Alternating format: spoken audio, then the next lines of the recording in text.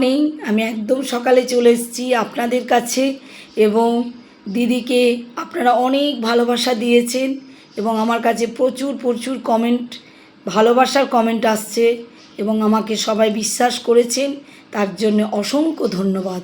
এবং আজকের ভিডিওটা খুবই গুরুত্বপূর্ণ, যে বিষয়ে আজকে আপনাদের কাছে আমি বলবো, আপনারা শুনলে হয়তো অবাক হয়ে যাবেন যে এই ভিডিওটা দিদি কি বলছেন। এবং যারা অযোগ্য হয়ে টাকা পেয়ে গেছেন এবং সেক্ষেত্রে তাদের কিন্তু টাকা ফেরত দিতে হবে এবং এটা সরকারের মাধ্যমে নিউ মেসেজ বলতে পারেন। এবং সরকারের আধিকারিকরা কি বলেছেন এবং যারা যোগ্য হয়েও আজও তারা টাকা পায়নি, 20 তারিখের পরও যারা টাকা পায়নি, তারা রাস্তায় বসে বসে কাঁদছেন এবং তারা প্রচুর হারে বিক্ষোভ করছেন, ক্ষোভ প্রকাশ করছেন, তাদের কষ্ট চোখে আর দেখা যাচ্ছে না। তো আজকে আমি বাংলার মা বোনেদের কাছে এই ভিডিও তুলে ধরছি, যাতে আপনারা একটু হলেও শান্তি পান যে যারা অযোগ্য তাদের ক্ষেত্রে কিন্তু টাকা ফেরত দিতে হবে। যারা ভুল গোপন তথ্য দিয়ে আপনারা টাকা নিয়েছেন সরকারের কাছ থেকে এবং সরকার হয়তো ভেরিফিকেশন করেছেন এবং সেক্ষেত্রে গ্রাম পঞ্চায়েতের কিছু যারা দুর্নীতি লোক আছেন বা ছিলেন, সেক্ষেত্রে অনেক যোগ্য মহিলারা কিন্তু বাদ গেছেন, সেটাও কিন্তু সরকার সরাসরি দেখছেন এবং আরও কিছু ফর্ম হয়তো রয়ে গেছে কিনা, সেগুলো হয়তো ভেরিফিকেশন হয়নি কিনা, সেগুলোও কিন্তু দেখা চলছে। তো আজকের যে বিষয় আপনাদের সাথে আমি ডিসকাস করব, মূল বিষয়ে ফিরে আসছি। যদি ভিডিওটা আপনাদের ভালো লাগে তাহলে শেষ পর্যন্ত দেখবেন এবং প্রচুর পরিমাণে একটু শেয়ার করে দেবেন প্রত্যেক আমার বাংলা মা বোনেদের জন্য। তো আজকে যে বিষয় আমি নিচ্ছি সেটা হচ্ছে যে যারা অযোগ্য টাকা পেয়ে গেছেন, সেক্ষেত্রে আপনাদেরকে টাকা ফেরত দিতে হবে এবং সেটা আমাদের সরকারি আধিকারিকরা সরাসরি জানিয়ে দিয়েছেন যে যারা ভাবছেন যে 3000 টাকা আপনাদের অত দরকার নেই, তবু সে বলে না চাওয়ার কোনো মানুষের শেষ নেই, আরও মানে 3000 টাকা উবরি পাওনাটা আমি ছাড়বো কেন? ঠিক আছে, আমার ব্যাংকে টাকা থাকুক, আমি দামি ঘরে থাকি, আমি দামি গাড়িতে চাপি, আমি দামি এসিতে থাকি, হ্যাঁ, যারা বিশাল বড় লোক তাদের আমি কথা বলছি। তো তারা ভাবছে যে 3000 টাকাটাই বা কেন ছাড়বো, সরকার যখন দিচ্ছেন, মানে সরকার যা দেবেন তাই নিয়ে নেবেন আর কি। ঠিক আছে, সরকার যা দেবেন তাই কিন্তু নিয়ে নেবেন, জানি না যদি পটিও দেয় হয়তো পটিটাও নিয়ে নিতে পারে। তো সেক্ষেত্রে যারা অযোগ্য ভুল তথ্য দিয়ে ফেলেছেন বা দিয়েছেন, গোপন তথ্য দিয়ে যারা টাকা নিয়েছেন, তাদেরকে কিন্তু সরকার সরাসরি জানিয়েছেন যে টাকা কিন্তু ফেরত দিতে হবে, না হলে পরের মাস থেকে হয়তো জুনে করেছেন, জুলাই পেয়েছেন, তারা কিন্তু আগস্টে বা সেপ্টেম্বরে টাকা পাবেন না। এটা কিন্তু সরাসরি সরকার, আমাদের মাননীয় মুখ্যমন্ত্রী শুভেন্দু অধিকারী কিন্তু পরিষ্কারভাবে বলে দিয়েছেন এবং সরকারি আধিকারিকরাও বলে দিয়েছেন যে যারা ভুল তথ্য এবং যারা অযোগ্য তাদের কিন্তু টাকা ফেরত দিতে হবে। তো এই মুহূর্তে আমি মূল বিষয়ে ফিরে আসছি যে মানুষের চাওয়ার কোনো শেষ নেই। দেখুন, এটা তো জনতার টাকা, সরকার আমাদের দিচ্ছে আমাদের মা বোনেদের, সেটা কিন্তু মানে সরকারের মাধ্যমে আমরা পাচ্ছি, ওনারা হেল্প করছেন।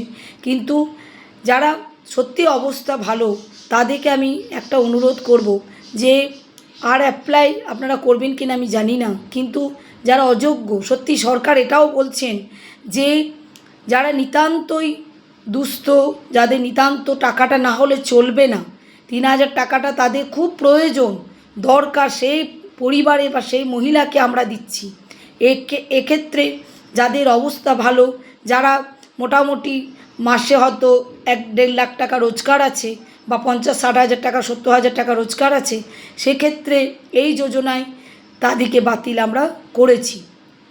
এবং যারা 12 লাখের উপর ট্যাক্স প্রদান করেন তাদের ক্ষেত্রেও বন্ধ আছে।